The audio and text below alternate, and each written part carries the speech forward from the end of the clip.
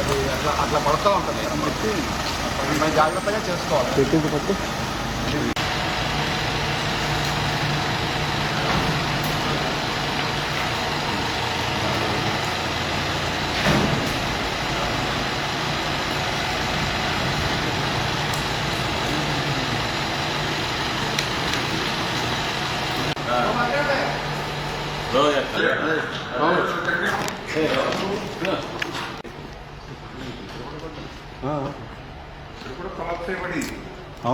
ఎప్పుడు పడిందంటే అది ఎప్పుడో ప్లాస్టిక్ పడింది సార్.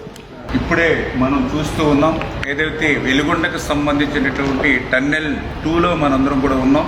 ఈ టన్నెల్ 2లో కూడా చాలా క్లిష్టమైనటువంటి వర్క్ ఇప్పుడే మనం నడుచుకుంటూ వస్తూ ఉంటే ఈ 30 మీటర్లోనే 3 చోట్ల కొలాప్స్ అయి కింద పడినటువంటి ఏదైతే రాక్స్ను కూడా మనం చూస్తూ ఉన్నాం.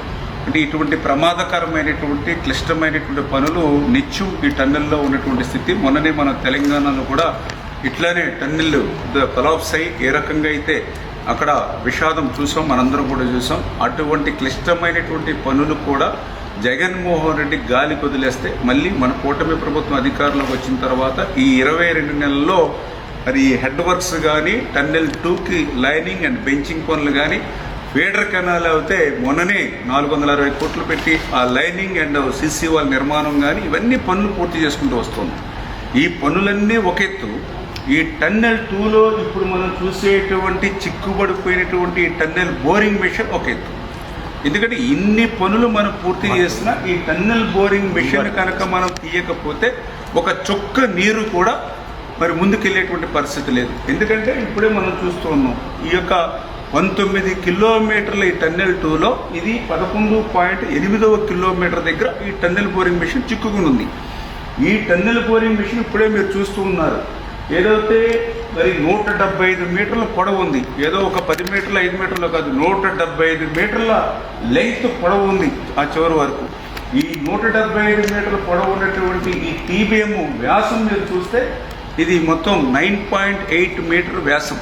అంటే ఏదైతే మొత్తం సొరంగం ఏదైతే టన్నెల్ ఉందో మొత్తం ఎక్కడ కూడా ఒక 1 ఇంచ్ కూడా ఖాళీ లేకుండా అది క్లోజ్ చేస్తుంది.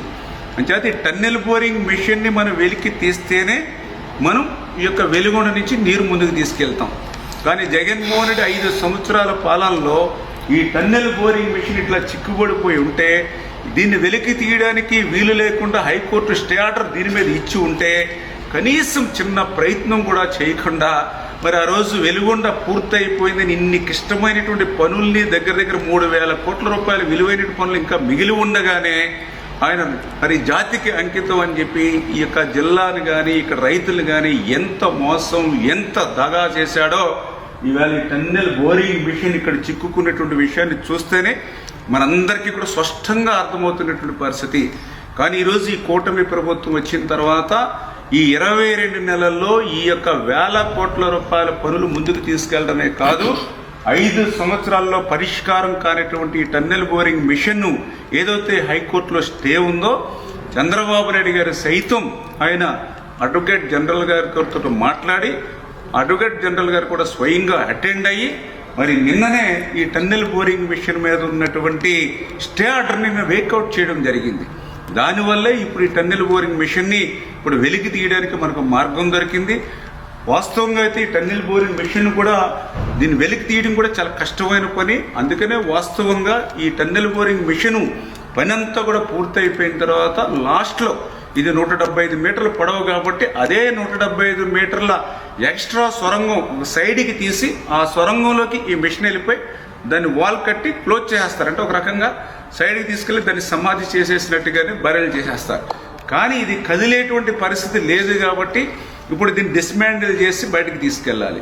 ఇది డిస్మాండిల్ చేయాలన్నా కూడా క్లిష్టంగా ఉంది కాబట్టి ఇప్పుడే మా ఏజెన్సీ అదేవిధంగా అధికారులతోటి దీన్ని మ్యానుఫ్యాక్చరింగ్ ఎవరైతే ఉంటారో వాళ్ళతో కూడా సంప్రదింపులు జరిపి మ్యాక్సిమం ఎంతో తొందరగా, ఎందుకంటే కనీసం 4 నెలలు పడుతుంది అన్నారు, ఒక 2-3 నెలల్లో అయినా సరే మన సీజన్కి నీళ్ళు ఇచ్చే సమయానికి ఇది డిస్మాండిల్ చేసేటువంటి విధంగా ఒక షెడ్యూల్ని రూపొందించుకోమని చెప్పడం జరిగింది. అందుకే ఇప్పుడు ఈవేళ అర్ధరాత్రి అయినా సరే మేము ఈవేళ టన్నెల్లో ఉండి ప్రతి పనిని కూడా సూక్ష్మంగా పరిశీలిస్తూ క్షేత్రస్థాయిలో పరిశీలిస్తూ ఈరోజు ఈ టన్నెల్ బోరింగ్ మిషన్ దగ్గరికి వచ్చి ఇక్కడ వాస్తవమైనటువంటి స్థితిని కూడా మరి ఈవేళ మేమందరం కూడా ఐడెంటిఫై చేసుకుని దాని ప్రకారం షెడ్యూల్ రూపొందించుకుంటూ